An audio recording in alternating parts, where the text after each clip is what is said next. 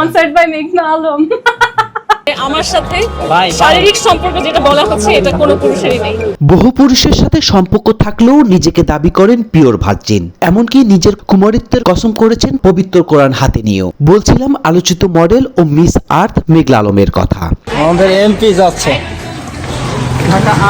বেশ কিছুদিন আগে সৌদি রাষ্ট্রদূতের সাথে প্রেম ও বিচ্ছেদের গুঞ্জনে তোলপাড় হয়েছিল সোশ্যাল মিডিয়া। তবে এবার ভাইরাল আর এক চাঞ্চল্যকর সংবাদ। পরপুরুষের সাথে সম্পর্ক জড়িয়ে নেটপাড়া মাতানো এই হটকেক এবার লড়তে যাচ্ছে জাতীয় নির্বাচনে। ঢাকার সবচেয়ে গুরুত্বপূর্ণ সংসদীয় আসন ঢাকা ৮-এ তিনি প্রতিদ্বন্দ্বিত্ব করবে হেভিওয়েট নেতা মির্জা আব্বাসের বিপক্ষে। ফলে অনেকে বলছে একের পর এক ক্লাইম্যাক্স দেখতে পাওয়া ঢাকা ৮ আসন হয়ে উঠেছে দেশের সবচেয়ে গুরুত্বপূর্ণ আসন। কেননা রিস্কাওয়ালা বিড়িওয়ালা থেকে শুরু করে প্রতিষ্ঠিত মডেল সকলে চোখ দিয়েছে এই আসনটির দিকে। তাছাড়া জুলাই বিপ্লবে স্বতন্ত্র প্রার্থী হাদির মৃত্যুর পর তার সিম্পিতি নিয়ে মেঘলা আলমের আবির্ভাব। অনুরোধ করছি ট্রাক মার্কায় ভোট দেওয়ার জন্য।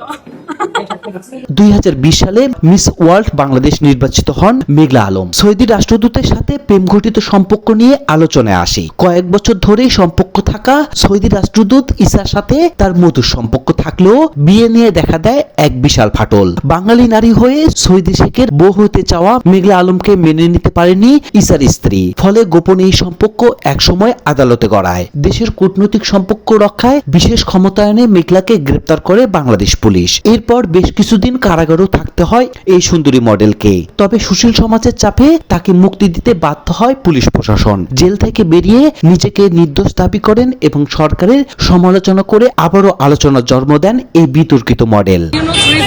আদালতে হেনস্থার শিকার হয়েছে এবং আজকে তারা ক্ষমতায় আছে। তবে তার বিপক্ষে থাকা আইনজীবী মিডিয়ায় তাকে এক প্রকার প্রতারক চক্রের সদস্য হিসেবে পরিচয় করে দেন। বিজ্ঞ এই আইনজীবী জানান, দেশের কর্মরত দেশি বিদেশি সব পথধারী লোকদের হানি ট্র্যাপে ফেলে মোটা অঙ্কের টাকা আদায় করাই তার ছিল মূল উদ্দেশ্য। এছাড়া এর আগেও এক ব্যবসায়ীর গোপন ভিডিও ফাঁস করার হুমকি দিয়ে কোটি টাকা হাতিয়ে নেওয়ার অভিযোগ রয়েছে এই সুন্দরী মডেলের বিরুদ্ধে। নির্বাচনে যখন লড়তে এসেছি, জেতার উদ্দেশ্য নিয়েই এসেছি।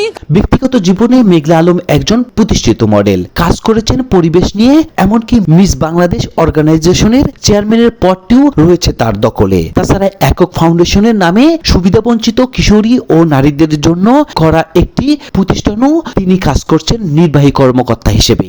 নানান সময় বিতর্কিত কাজ করে সমালোচিত হলেও দেশ ও সমাজের জন্য এই নারী রয়েছে বুক ভরা দরদ। ফলে অনেকে বলছে দেশ ও বিদেশের সংস্কৃতি জানায় এই নারী সংসদে গেলে পাল্টে দিতে পারে দেশের চিত্র। রাজনৈতিক প্রশিক্ষক তো রাজনীতি শিখাচ্ছি আলহামদুলিল্লাহ।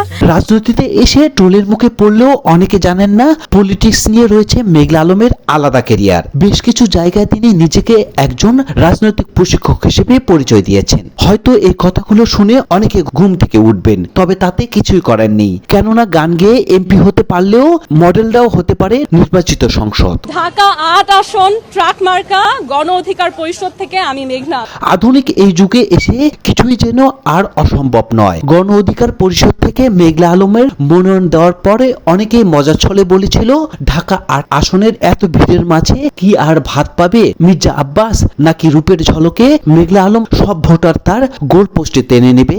এর উত্তর অবশ্য পাওয়া যাবে ভোটের দিনে। তার আগে শুধু এতটুকুই বলা যায়, মেঘলা আলম হারতে আসেননি, বুক ভরা সাহস নিয়ে তিনিও জিততে এসেছেন। নতুনত্ব চায়, তারা একঘেয়েমিতে পড়ে গিয়েছে, তারা এক জিনিস আর দেখতে চায় না।